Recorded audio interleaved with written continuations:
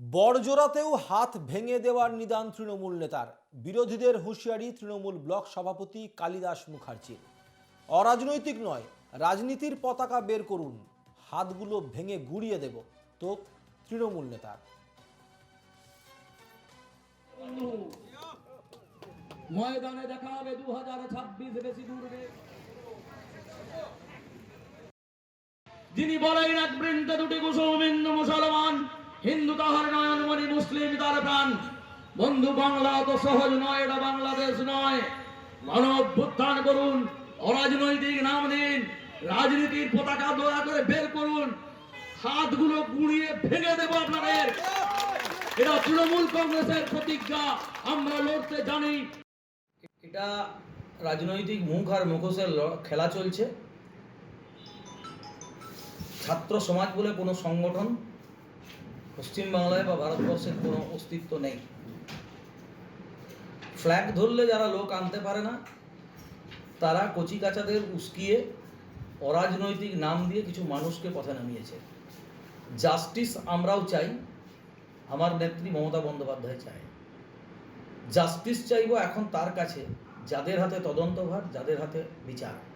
আর justice বাদ দিয়ে যদি কেউ রেজিগনেশন চায় মমতা বন্দ্যোপাধ্যায়ের, নারী সুরক্ষায় যিনি অনন্যতম ব্যক্তিত্ব, যিনি নারীদের 3 দিক থেকে সশক্তিকরণ করছেন, অর্থনৈতিক, সামাজিক এবং রাজনৈতিক, তার যদি কেউ পদত্যাগ দাবি করে অগণতান্ত্রিক পদ্ধতিতে, গণতান্ত্রিক পদ্ধতির মাধ্যমে তাদের হাত গুঁড়িয়ে দেওয়ার কথা বলা।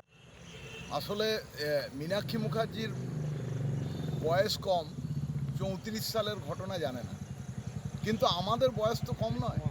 আমরা এই বিগত 7 সাল থেকে আমরা যা দেখেছি, একের পর এক মমতা ব্যানার্জি আন্দোলন করেছে এবং তার সাথে সাথে তার যে সাঙ্গপাঙ্গ, এই যে যারা বলছে হাত গুঁড়িয়ে ভেঙে দেবো, এইসব সাঙ্গপাঙ্গরা থাকতে, তো তখন কি দাবি ছিল?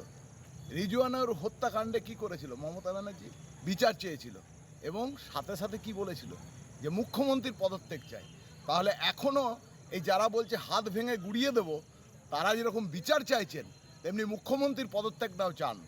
এইটা চাইলে জানবো যে হ্যাঁ, তাদের বাবুরাম সাপুরে তার বিষধর সাপগুলিকে ফোঁস করতে বলেছেন। তিনি ঝুলি থেকে সাপগুলোকে বার করে দিয়েছেন, তারা ফোঁস করে বেড়াচ্ছে ব্লকে ব্লকে।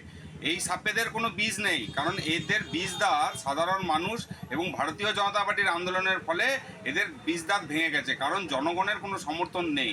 তাই এই আরজিকর কাণ্ডের মুখ ফেরানোর জন্য আজকে এইসব বেফাস কথাবার্তা বলছে। সাধারণ মানুষ এদেরকে ছুঁড়ে ফেলে দিয়েছে, সেটা দিদিমণি ভালোভাবে বুঝে গেছে।